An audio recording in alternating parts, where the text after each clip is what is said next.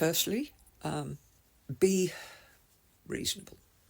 I've left early. I've left 5-10 minutes early because I've done all that I can do. There's another job that might need doing, but I can't do it all, so I'll go make it up next time. I'll start with that job next time, perhaps.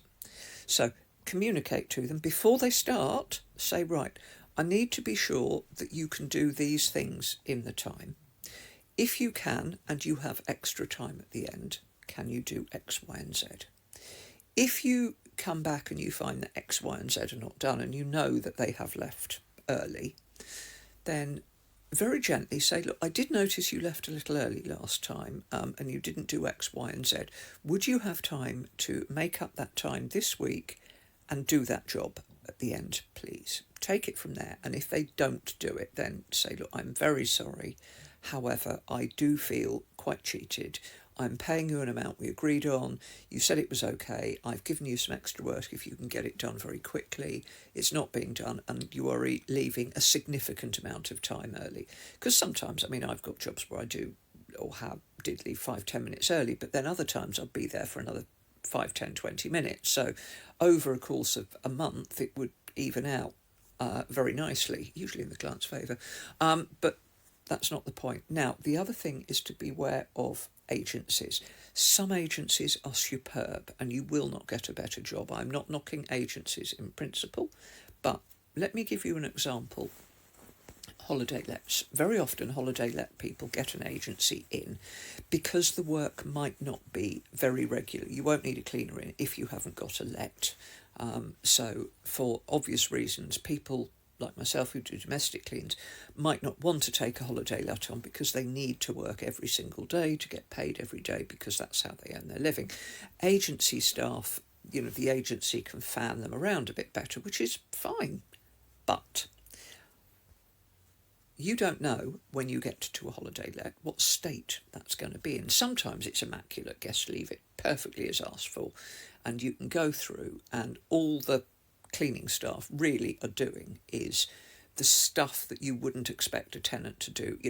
They're making the beds, they're dusting behind things, they're wiping the fridge's seals and everything out because obviously the guest has left it as they found it, which is normally asked.